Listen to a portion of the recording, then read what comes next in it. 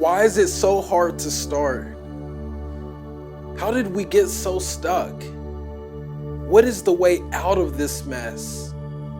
Deep down, we're all longing for more, desperate for hope, fighting for joy. Deep down, we were made for more, saved to be brave. And oftentimes, our problems hold us down and our past holds us back. We're stuck in the way we think, we're stuck in the way we act. Or stuck in the way we communicate with one another. We're stuck in the way we relate to one another. Imagine if we take our focus off who we used to be into who we're becoming. Imagine if we focus on God's best instead of the mess in our lives. I wish someone would have told me I could start where I was. I could start with anxiety. I could start with depression. I can start with pain and shame and guilt. I can start with even suicidal thoughts, and God will take me where I need to be. That will change the trajectory of my life.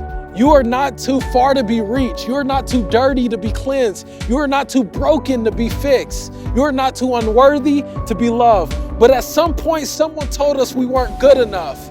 And if you think about it, we hear the lies all the time. We're not smart enough. We're not strong enough. We're not cute enough. We start to fixate our eyes on the mess that we miss the whole message. And this is why many of us are stuck in the grave of our guilt instead of coming alive in grace. Listen, guys, grace robbed the grave. We don't have to be no longer slaves, but sadly, we use things like I'm stuck as a empty punchline or a weak excuse. We protect ourselves from our darkness being exposed to the light.